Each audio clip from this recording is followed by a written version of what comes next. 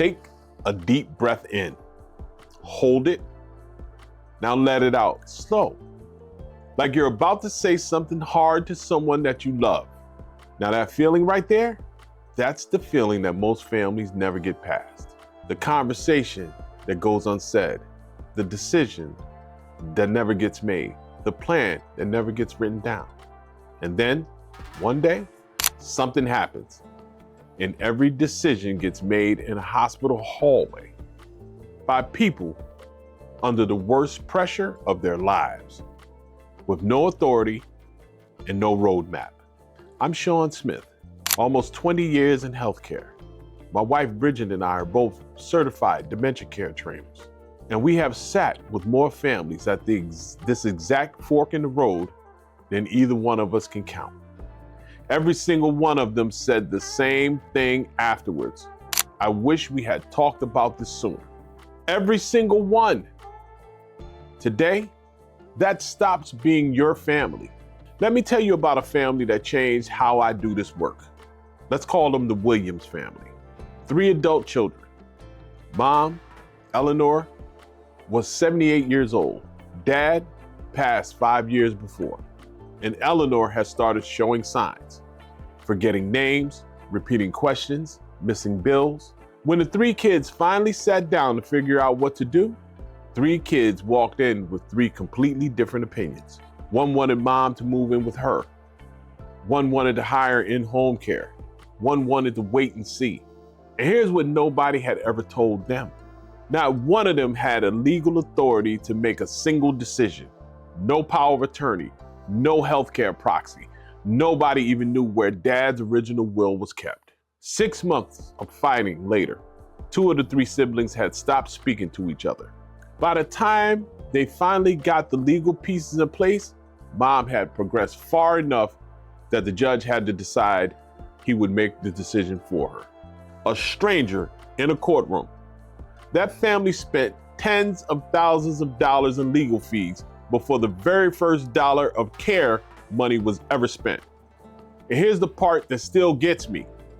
Even after 20 years, the conversation that would have prevented all of it would have taken one Saturday afternoon, one printed page, one family, one table. That's what this video is about. By the end of the next 15 minutes, you're gonna have 5 specific steps. A conversation framework your family can run this weekend, so you never become the Williams family. Stay with me, because this one matters. Before we go any further, let me push back on something.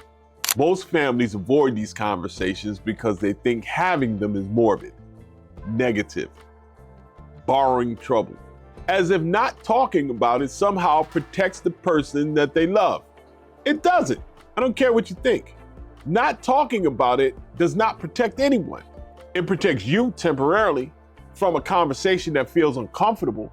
It protects no one from the conversation that comes later, which is much worse. At 3 a.m, in a hospital hallway, when everyone is terrified and nobody has the authority to even decide anything. Now here's a reframe I want you to carry out of this video.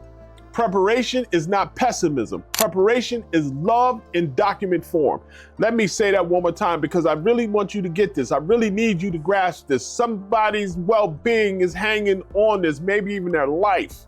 I'm going to restate that because this is so important. Preparation is not pessimism.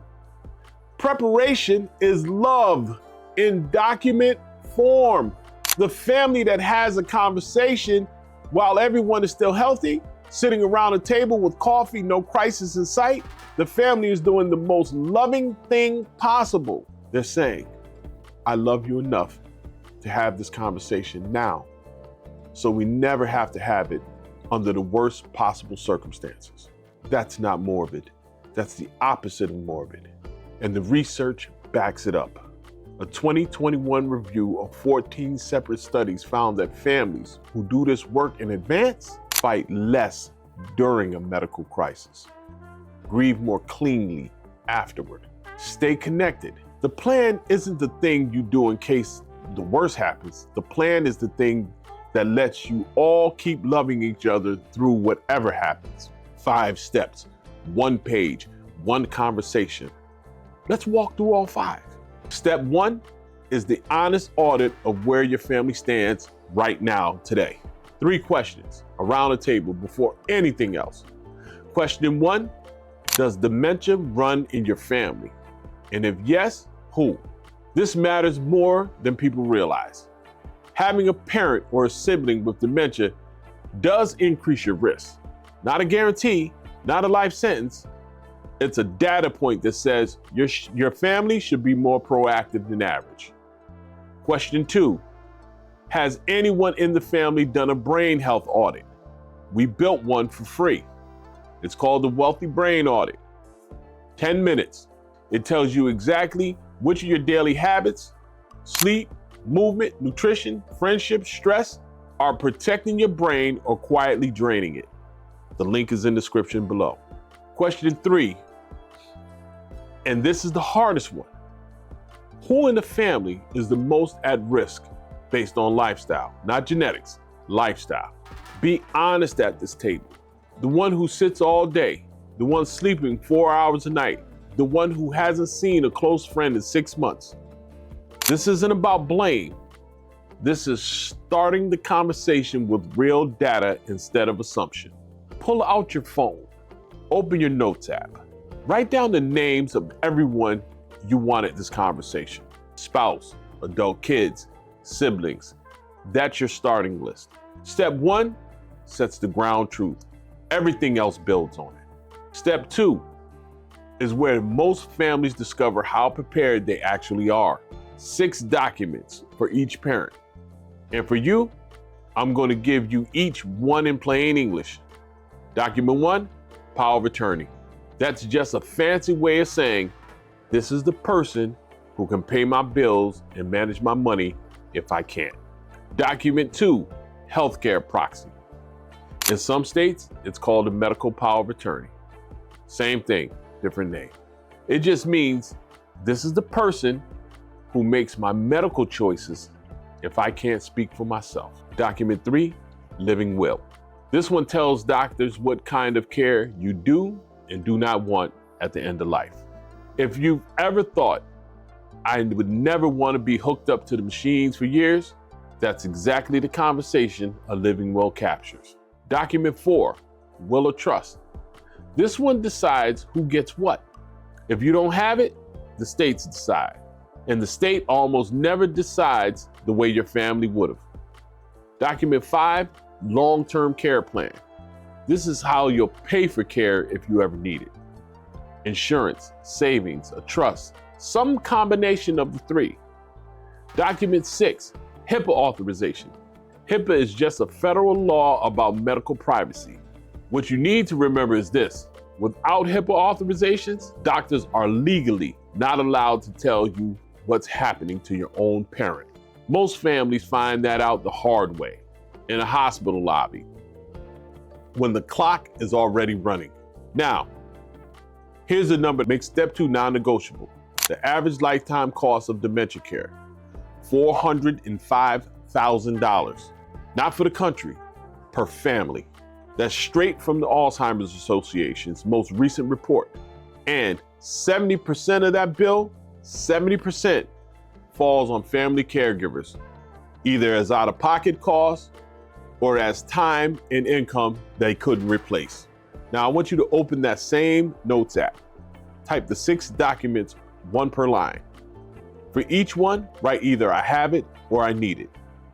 If you don't know, write need to ask. This is your honest baseline.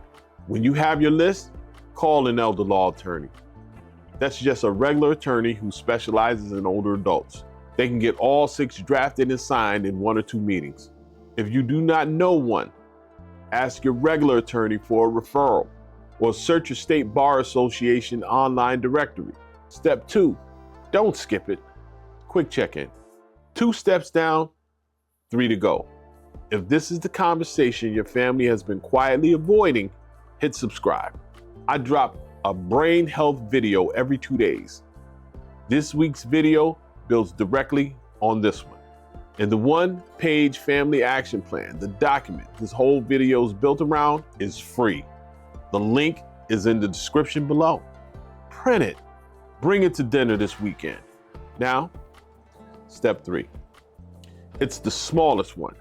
It's the one most families skip. It's also the one that turns this from a paperwork project into a family habit. Step 3 is personal commitments. Each person at the table picks one thing, just one, something small they will start doing this month to protect their own brain. Not a complete life overhaul, just one thing. 20 minutes of walking a day. In bed by 10. One phone call a week to a friend. 10 minutes of quiet every morning before phone comes on. Here's why this step matters more than it looks. If you're a 70-year-old parent at this table, watching your 45-year-old kid commit to 20 minutes of walking a day, something shifts in you. You get shifty. You realize this isn't about you, it's about them too. And if you're a 45-year-old watching your dad commit to calling his best friend once a week, something shifts in you too. You realize dad is taking this seriously. This isn't a monitoring assignment. It's a shared project. Now, open that same notes app. Type your one thing in there. One sentence. This month, I'm going to blank. Then text it to the one person who'd be at that family table. Text it to them right now. That commitment doesn't have to be big. It doesn't need to be, it shouldn't be. But it has to be written, said out loud, and revisited in 30 days. That's how a paper plan becomes a real habit. Now, step 4, it's the step nobody wants to think about. It's also the step that saves your family from the worst possible 3 a.m. of your life. 4 questions answered on paper right now. Right now. Question 1, if a cognitive crisis happens tomorrow, who in the family makes medical decisions? Write the name. Don't assume it's obvious. Write the name. 3 siblings can each assume it's them. Question 2, who manages the money? Name and phone number. Question 3, where are the legal documents kept? Not somewhere safe. A specific location, a filing cabinet, a safe deposit box, a digital folder everyone has access to. Question 4, who's the one point of contact? One person, one phone number. Not a committee. And finally, your elder law attorney's name and phone number. If you don't have one yet, step 4 is where you find one by, and then you write down the date. Here's what changes when a family has step 4 written down. At 3 a.m., when the hospital calls, everyone already knows who picks up. Everyone knows who makes the call. Everyone knows where the documents are. Nobody is fighting. Nobody is frozen. Nobody is searching elder law attorney near me on their phone at 3 in the morning. That is the power of step 4. Open your notes one more time. Write 4 words at the top. 3 a.m. plan. Underneath, answer the 4 questions I just asked. If you can't fill in even one, that's the gap you're closing this month. Step 5 is the one most plans leave out. The single most important action your family takes in the next 30 days. Not a list, one thing, the biggest lever. For some families, it's scheduling that elder law attorney this week. For others, completing the brain health audit together this weekend. For others, finally having the conversation that's been sitting at the edge of every dinner table for 2 years about moving in together, or hiring help, or selling the second property. One thing, name who owns it. Don't leave it as us. One person's name goes on the line, and set a deadline. Not soon, a date. Without step 5, the plan goes in a drawer. With step 5, the plan becomes action. That is the entire document. 5 steps, 1 page, 1 family conversation. Take that deep breath again. That same one I asked you to take at the beginning. The one you take right now before you say something difficult to someone that you love. That breath. That's the breath of people who care enough to have the hard conversations. That's the breath of families who would rather sit down now then fall apart later. Here's the truth I want to leave you with. The family who makes it through a dementia diagnosis with their relationships intact, they are not the ones with the best genes, not the most money, not even the best doctors. They are the families who sat at a table on a Saturday morning years before anything happened and did the hard work of writing things down, love, in document form. That's what preparation looks like. I made you something. Bridget and I built it together so your family doesn't have to start from scratch. It's called the Wealthy Brain Family Action Plan. 1 page, completely free, and the link is in the description below. 5 steps, the baseline, the 6 documents, the 1 thing each, the 3 a.m. plan, and the 30-day action. Print it this weekend. Sit down with your family. Fill it out together. And if this video reached you, share it. Send it to a sibling. Send it to your spouse. Send it to your adult kids. The people who need to be in this conversation. Subscribe to this channel. New brain health video every 2 days. Next up, we walk you through 1 decision most families get wrong in the first 30 days after a diagnosis. Don't miss it. We don't age quietly. We age wealthily. I'll see you in 48 hours. Take care of your brain, people.